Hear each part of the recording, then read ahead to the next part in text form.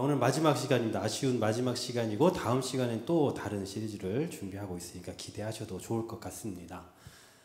사도 바울이 예수님을 만나기 전에 그는 굉장히 유명한 사람이었죠. 어떤 걸로 유명했던 사람입니까? 그리스도인을 죽이는 대로 죽이고 그리스도인들을 핍박하고 그리스도인들을 쫓아다니는 일로 아주 유명했던 사람이죠. 그런 그가 다메섹 도상에서 부활하신 예수님을 만나게 됩니다. 그로 인해서 그가 처한 상황을 F.F. 브루스라는 아주 유명한 신약학자가 이런 표현을 했더라고요.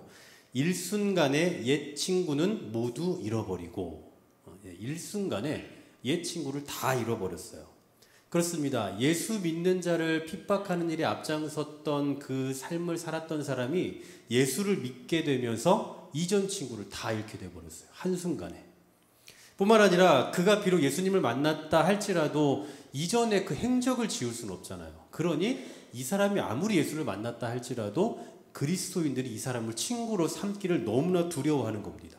그러니까 예수를 믿지 않는 사람들도 다 떠나고 예수를 믿는 사람들조차도 친구를 하기를 꺼려하고 있는 그런 상황 속에서 그를 찾아가 그를 만나 형제여라고 부른 그 첫 번째로 부른 그 사람이 오늘 우리가 생각해 보려 하는 이 아나니아라는 사람입니다.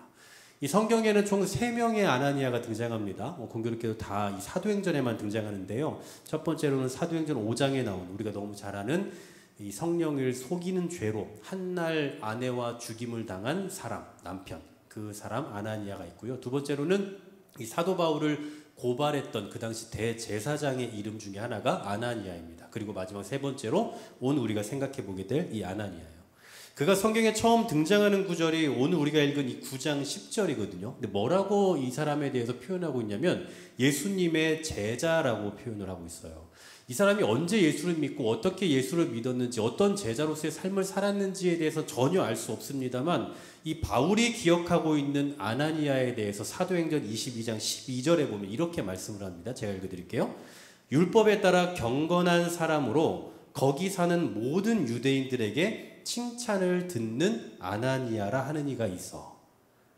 유대인들에게 칭찬을 듣는 아나니아. 그러니까 율법에 따르면 율법에 의하면 굉장히 경건한 사람이라고 인정받는 사람이었다는 거예요. 그래서 그는 그 다메섹에 사는 유대인들에게 칭찬을 들었던 사람이다라고 말하죠. 한마디로 그는 굉장히 경건한 사람입니다. 칭찬받는 사람. 바로 이 아나니아에게 어느 날 하나님께서 환상 중에 말씀하시는데요. 오늘 10절 말씀 우리 다시 한번 읽어볼까요? 본문 10절 시작.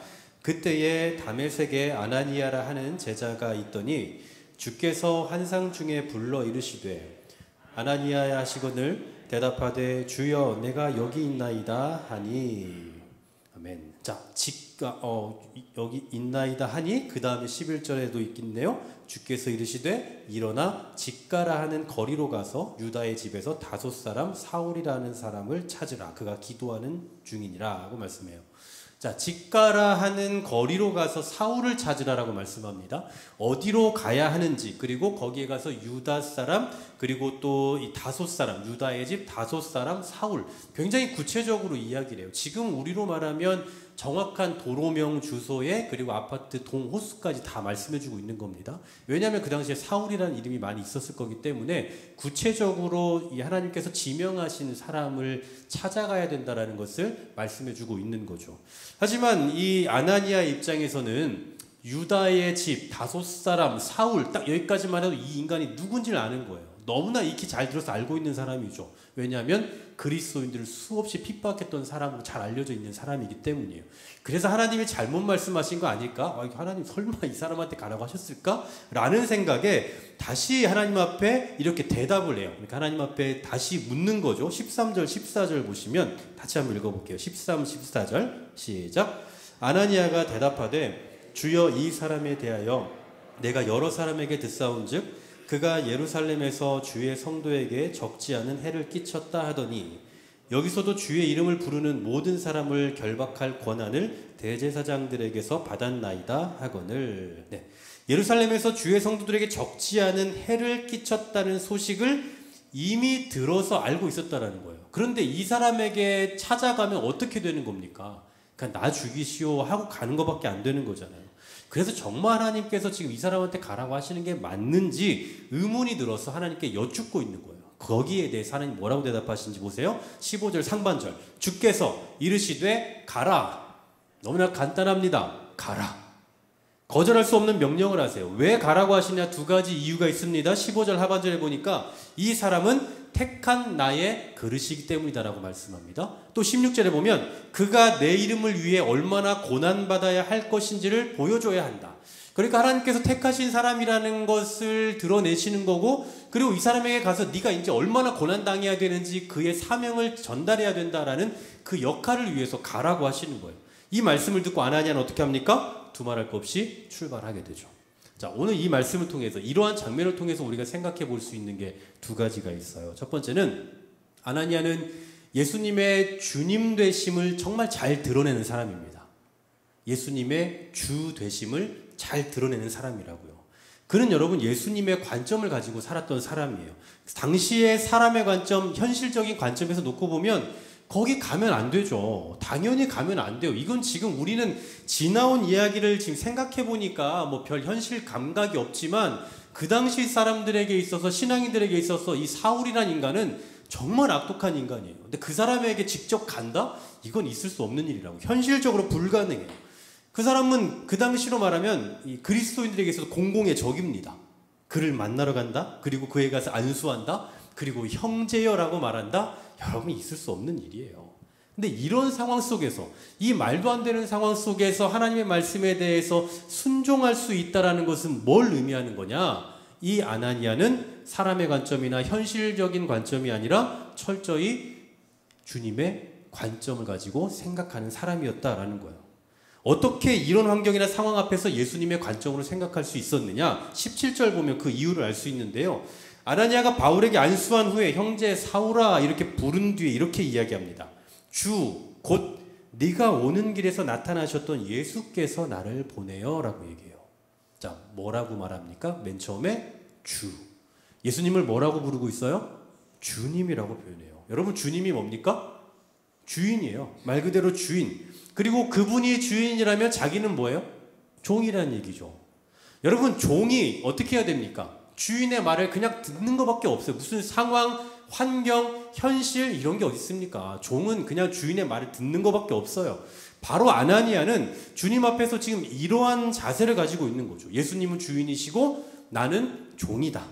현실적으로 바울을 찾아가서 권면하고 안수하고 뭐 기도를 하고 형제여라고 말하는 거 있을 수 없는 일이지만 그는 주인 되신 예수님의 말씀을 따라서 움직였던 거예요.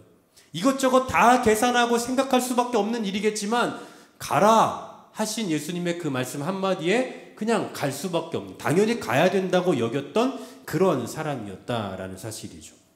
현실이 아닌 주님의 말씀을 따라서 움직이는 그런 태도, 상황이나 어떤 계산이 아닌 주님의 말씀을 따라 움직이는 모습, 여러분 이게 바로 주님의 주되심을 가장 잘 드러내는 행동이라는 겁니다.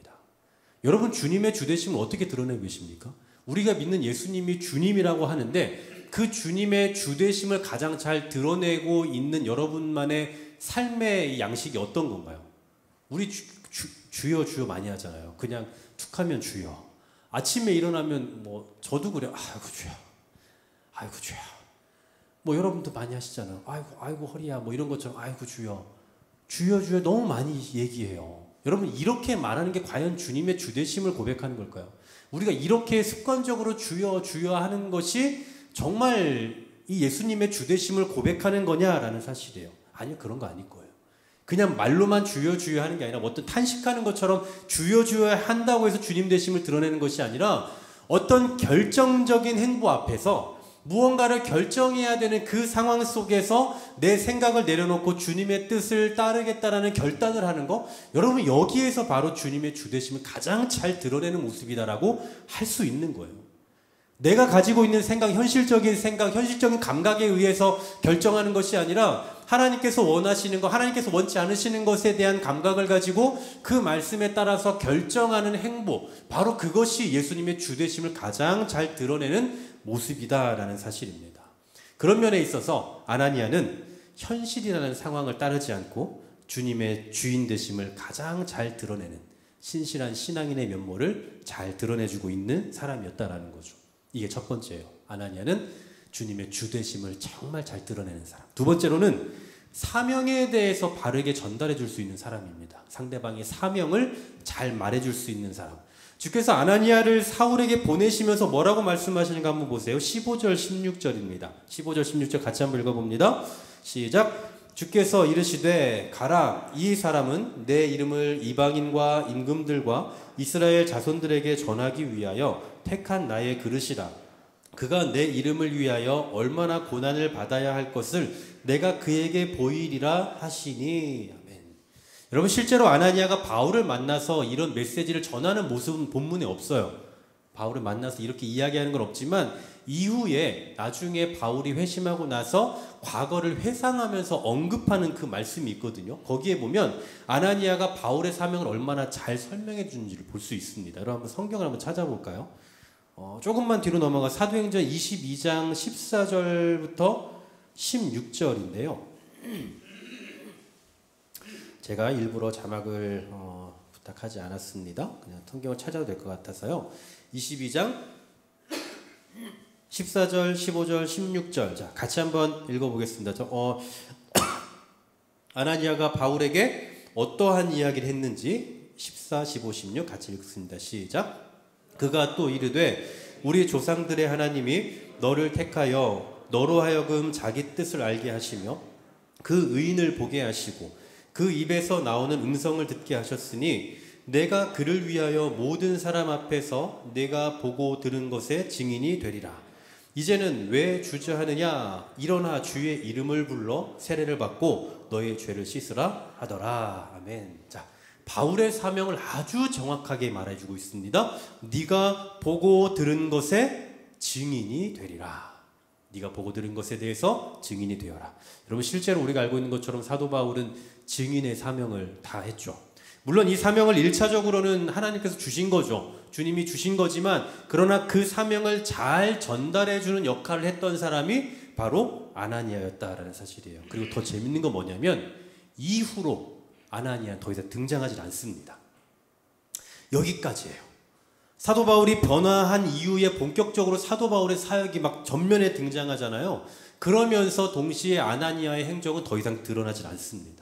물론 이후에 아나니아가 조용히 지냈다고 해서 뭐 사역을 하지 않았거나 뭐 배도의 길을 갔다 이런 건 절대 아니에요. 다만 그는 더 이상 전면에는 등장하지 않습니다.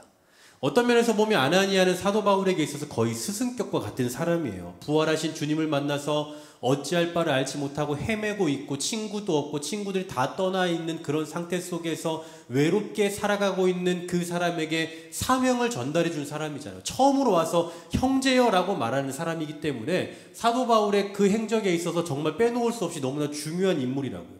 하지만 그는 더 이상 등장을 하지 않아요. 그냥 말 그대로 자신의 사명, 즉 사도 바울에게 가서 목적을 제시해주고 그의 사명을 알려주고 그리고 그를 견고하게 세워주는 사역을 충실히 감당한 이후에 조용히 뒤로 빠지게 되는 겁니다. 이 카톨릭 전승에 의하면 카톨릭 전승이요, 우리가 아니라 아나니아는 후에 순교했다라고 기록이 되어 있어요. 근데 그게 사실인지 아닌지는 알 수 없겠지만 분명한 건 그가 전면에 등장하지 않을 뿐 실제로는 믿음 안에서 충성된 삶을 꾸준히 살아왔을 거다라는 사실이에요. 이처럼 충실하게 목적을 제시해주고 견고하게 세워주는 역할을 감당하고 그리고 본인은 뒤로 조용히 빠져주는 역할. 어쩌면 저는 이 시대의 교회 가운데 우리 신앙인들이 감당해야 할 중요한 사명 중에 하나가 아닌가라는 생각을 해봅니다. 저는 오랫동안 사역을 해오면서 많은 사람들을 대상으로 영혼을 살리는 사역들을 해왔고요. 또 그 중에서도 저를 이렇게 만나게 되면서 변화된 청소년들, 청년들을 참 많이 있었던 것 같아요. 그들이 저에게는 개인적으로 굉장한 상급이고 또 저에게는 굉장한 자랑이기도 하죠. 근데 저는 생각해 보니까 오늘 아나니아를 연구하면서 좀 제 사역을 좀 되돌아보니까 물론 좀 이전에도 좀 생각을 해봤던 것 같긴 합니다만 저는 초창기에는 정말 아나니아하고는 전혀 반대의 사명을 가졌던 것 같아요. 내가 있을 때에는 부흥하고 내가 빠지면 쭉 빠지는 그런 모습을 보면서 아, 내가 정말 영향력이 대단하구나라는 생각, 그런 착각에 좀 빠져 있었던 것 같아요. 그러니까 제가 있었던 그 교회, 제가 있었던 부서가 막 활발해지고 부흥하고, 그리고 제가 이제 사임하고 다른 곳에 가면 들려오는 소식은 아, 목사님 떠난 뒤에 다 망했어요, 뭐 이런 식의 말들을 들으면서 아, 내가 정말 굉장한 영향력이 있었구나, 이런 정말 착각 속에 빠진, 교만함에 빠졌던 그런 때가 있었던 것 같아요. 네, 실제 여기 저희 증인들이 있습니다. 이전 교회들에서. 네, 제가 있었을 때에, 담당했을 때에 뭔가 이렇게 막 부흥했던, 물론 하나님께서 저를 통해서 많은 변화들을 일으켜 주셨던 건 사실인 것 같아요. 뭐 예를 들면 오랫동안 방황하는 사람을 제가 전도를 해서 그 친구가 이제 정말 나중에는 교회 리더가 되고 그렇게 또 세워져 가고, 또 맨날 막 가출하고 진짜 맨날 이 방황의 길을 걷던 친구를 매번 제가 쫓아다니면서 잡아서 어떻게 또 해서 나중에는 정말 신실한 신앙인이 되고, 또 어떤 친구들은 신앙과 공부, 학업을 정말 잘 균형 있게 정말 해주려고 유독 제가 노력하고 해서 뭐 정말 서울대를 가기도 하고 의사가 되기도 하고, 이런 친구들도 있기도 하고. 그런데 이런 친구들이 하나같이 제가 거기에 같이 있을 때만큼은 제가 아니면 안 될 것 같은 느낌이 드는 거예요. 그러니까 저를 너무 의존하는, 신앙적으로. 근데 이상하게 제가 나오고 나면, 빠지고 나면 연락이 점점점 끊기다가 완전 뚝 끊겨요. 그러니까 처음에는 그게 굉장히 실망스러운 거예요. 너무나 서운하기도 하고, 야, 어떻게 내가 인간 만들어놨는데, 제 생각에 내가 인간을 만들어놨는데 이 녀석이 나를 잊네? 연락도 한번 안 하네? 막 이런 서운함 처음이에요. 근데 그런 과정들을 몇 번 겪으면서 제가 깨닫게 된 게 뭐냐면, 아, 이건 큰 착각이구나. 내가 그냥 내 역할은 거기에서 끝이구나라는 거였어요. 하나님께서 그 교회에, 또 그 부서 안에, 그 공동체 안에 나라는 사람, 이상천이라는 사람이 가지고 있는 그 기질과 제가 훈련되어 있는 그 면모들을 가지고 써야 할 부분들이 분명히 있기 때문에 저를 그냥 그곳에 보내셨던 거고, 그리고 이제 그 역할이 끝났으면 이제 제 갈 길을 가면 되는 거죠. 그러니 더 이상 제가 미련을 가질 필요도 없고, 저는 제 역할만 하고 또 다른 곳에 제가 필요하면 그냥 그곳에 가면 그만인 거예요.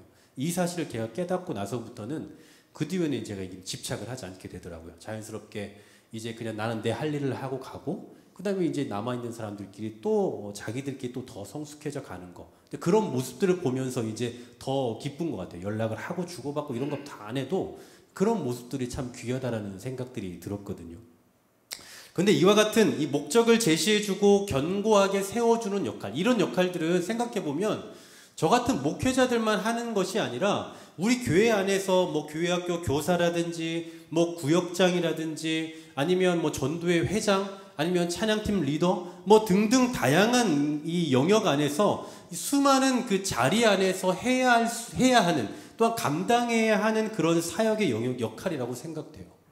그리고 이러한 역할은 여러분의 영향력, 우리가 가진 그 본연의 어떤 영향력과 능력치로 하는 것이 아니라 하나님께서 우리를 도구로 사용하셔서 하게 되는 일들 뿐입니다. 만약에 내가 가진 역량을 가지고 하는 거라면 나중에 어떤 보상을 바라겠죠. 내가 했으니까, 내가 시간을 들였으니, 내가 노력했고 내 기능을 사용했으니 내가 그에 대한 보상을 받아야 된다라고 생각을 할 거예요. 하지만 우리는 그저 하나님의 도구로 그 자리에서 쓰일 뿐인 겁니다. 저는 그래서 지금 계속해서 저는 이런 기도를 하는 거예요. 하나님께서 저를 우리 한길교회에 보내신 이유가 뭡니까? 그러니까 하나님께서 지금 우리 교회 안에서 이상천이라는 사람의 뭔가 필요가 있기 때문에 이 타이밍에 저를 그동안 훈련시켜 오셨을 거고 여기 있게 하신 거 아니겠어요? 물론 여러분 생각해보면 뭐 여러분 다 제가 마음에 드세요? 아니잖아요. 누군가는 싫을 수도 있고 마음에 안 들 수도 있고 또 어떤 부분은 마음에 안 들겠지만, 그럼에도 불구하고 하나님께서 이 타이밍에 우리 한길교회에 이상천이라는 사람이 필요하기 때문에 보내셨을 거라는 확신을 가지고, 그렇다면 그 영역이 어딜까? 저는 이제 계속 그걸 기도하는 거예요. 제가 가지고 있는 역량 가운데 저를 훈련시킨 그 사역의 현장 속에서 다듬으신 그 일을 통해서 우리 교회에 어떤 쓸모를 내가 돕도록 하실 것인가, 이런 기도를 하면서 그런 부분들이 좀 보였으면 좋겠다는 생각이 드는 거예요. 그래서 그런 부분들을 더 제가 강화시켜 나가고 또 그런 부분들을 세워나가는 역할들을 해야 되기 때문에, 그러니 저는 그냥 도구로서의 역할을 하는 겁니다. 하나님 도구로 세우셨으니 도구로서의 일만 하면 된다라는 거예요. 여러분이 직분자로 또한 각종 자리를 섬기고 헌신하는 자로 부름받은 이유는 뭐겠습니까? 뭐 운전을 하시거나 청소를 하시거나 찬양팀을 하시거나 뭐 찬양대를 하시거나 아니면 각종 다양한 봉사들을 하시는 그 자리로 부름받은 이유는 하나님께서 여러분이 가진 그 역량과 또 여러분이 그동안 훈련되어진 그 면모들을 통해서 그 자리를 세우고자 하시는 의도가 있기 때문이라는 거예요. 그러니 우리는 도구로서 그 자리를 세우는 역할을 감당하면 되는 겁니다. 그리고 또 다른 데 가라 하시면, 다른 교회가 아니라 다른 영역으로 가라 하시면 그럼 또 미련 갖지 않고 그냥 또 뒤에 돌아가는 거예요. 그리고 또 이곳은 이제 세워져 있으니 또 다른 곳에 가서 또 다른 자리에서 섬김의 일을 감당하고 그 자리를 또 세워나가는 역할들을 감당하는 거죠. 도구라는 게 그런 거 아니겠습니까? 여기에 있으면 여기서 쓰고 저기에 있으면 저기에서 유용하게 쓰고 그리고 또 다른 곳에 쓰이고 계속해서 가라는 곳에 가는 것뿐이에요. 바라기는 저뿐만 아니라 여러분이 있는 그곳마다 그곳이 회복되고 세워지고 견고해질 수 있었으면 좋겠다라는 생각을 해봅니다. 여러분이 사역하고 여러분의 교회 각각의 자리에서 눈에 보이는 면뿐만 아니라 보이지 않는 곳에도 정말 많이 수고하고 섬기고 계시잖아요. 그런 자리에서 여러분이 있게 하신 이유는 바로 그 자리를 세우고자 하시는, 견고하게 하고자 하시는 하나님의 의도와 목적이 있다라는 사실이에요. 사랑하는 여러분, 교회로 우리를 부르신 하나님의 뜻은 너무나도 분명할 겁니다. 예수님의 주되심을 가장 잘 드러내는 삶의 자태가 있어야 될 거고요. 또 주님이 보내신 그 교회의 현장 속에서 세우고 회복시키고 견고하게 하는 그 역할들을 우리는 감당해내야 되는 거예요. 뭐 나는 부족해요. 나 하나 서기도 힘든데 무슨 뭐 누굴 세우고 뭘 세워요. 여러분 그런 얘기 하지 마세요. 하나님은 분명히 우리 안에 가진 각각의 달란트를 주셨고 그 달란트를 통해서 주의 교회를 세워나갈 뿐만 아니라 여러분이 있는 그 각각의 영역들을 효과적으로 세워나가고자 하실 겁니다. 바로 아나니아를 통해서 그런 모습을 보이셨던 것처럼, 그리고 아나니아가 그런 세워주고 또 견고하게 한 이후에 자기의 길을 가고 또 전면에서 더 이상 나타나지 않았던 것처럼 때로는 우리가 그럴 수 있어요. 정말 열심을 다해서 헌신하고 수고했지만 더 이상 나의 수고를 인정받을 수 없는 그런 자리에 있게 될 때도 있을 겁니다. 하지만 잘하신 거예요. 거기까지 하나님께서 우리에게 맡기신 일이기 때문에, 도구로서 우리에게 맡기신 일이기 때문에 우리는 우리의 할 일을 한 겁니다. 거기에 만족할 줄 알고 아나니아와 같이 내가 있는 곳을 세우는 역할에 힘쓰고, 그리고 또 다른 곳으로 보내시면 그곳에 가서 또 힘쓰고, 그렇게 도구로서의 역할들을 충실히 감당하며 주의 교회를, 또 내가 있는 그곳을 견고하게 세워나가는 일에 힘쓰며 나아가는 저와 여러분 될 수 있기를 주의 이름으로 간절히 소망합니다. 주의 교회를 향한, 주의 교회를 향한 우리 마음, 희생과 포기와 가난과 고난, 하물며 죽음조차 우리 막을 수 없네. 우리 교회는 이 땅의 희망, 교회를 교회 되게, 예배 되게 우릴 사용하소서. 진정한 부흥의 날 오늘 임하도록 우릴 사용하소서. 내가 어떠한 사명을 감당하고 어떠한 달란트를 가지고 어떻게 쓰임받을 것인지, 하나님 제가 정말 확신 있게 쓰임받게 하여 주십시오. 내가 뭐 별거 없지만, 별 볼 일 없을 수 있지만, 그러나 하나님께서 나를 도구로 사용하셔서 나의 자그마한 그 달란트를 통해서라도 내가 있는 공동체, 내가 섬기는 그 공동체, 내가 있는 그 구역, 전도회, 그리고 내가 섬기는 그 교회 안에서 정말 필요로 하는 일꾼으로 쓰임받게 하여 주십시오. 나를 통해서 누군가가 도전받고, 나를 통해서 누군가가 살아나고, 나를 통해 궁극적으로 주의 교회가 일어설 수 있도록 하나님 나의 은사와 달란트를 개발하게 하시고, 그것을 찾게 하시고 발견하게 하시고, 이제 오늘 아나니아와 같이 내가 이제 뒤로 조금 물러나는 일이 생길지라도 나에게 맡겨진 그 사명, 그곳에서 충실히 감당해내며 귀한 사명자로서의 역할들을 감당해낼 수 있도록 주여 나를 사용하여 주시옵소서 라고 기도하실 때에 주여 믿습니다 함께 힘차게